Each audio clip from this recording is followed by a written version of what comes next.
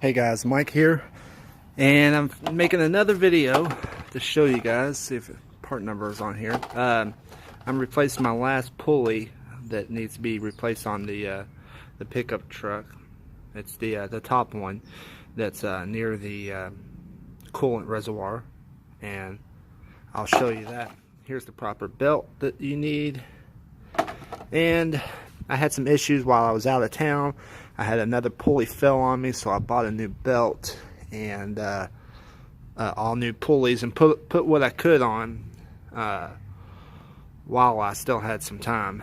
I was dealing with rain and things like that, and I didn't have any tools outside of what AutoZone could lend me. As you can see here, I wasn't really sure if this belt was bad because it's in such a tight spot to really kind of get an idea, but obviously just now seeing that lets me know. Also, this is the tool, the 27115, the serpentine belt tensioner tool.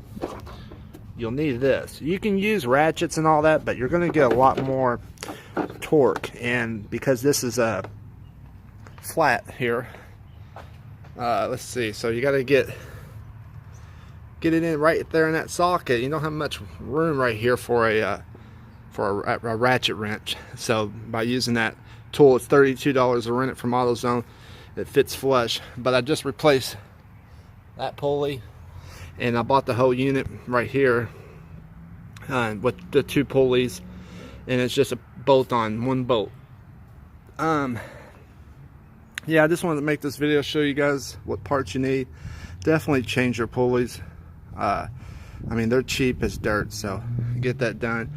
The new high pressure oil pumps on here, the new sensor is on. It's running great thanks to CNC Fab. We do have a new air filter in the mail on its way because of the oil explosion. We are running the 6.0 cooler. It's currently on sale right now on Amazon for 113 bucks. And we have a new electric fuel pump just in case. I'm just going to go ahead and replace it with an OEM one for 45 bucks on Amazon. And we got a new fuel filter coming. So try to eliminate everything I can to prevent me from being stranded 500 or 600 miles away from the house and having a loaded trailer. So that could be very, very expensive to try to get that back home. But thanks for watching, guys. And I look forward to posting some more for you. Thanks.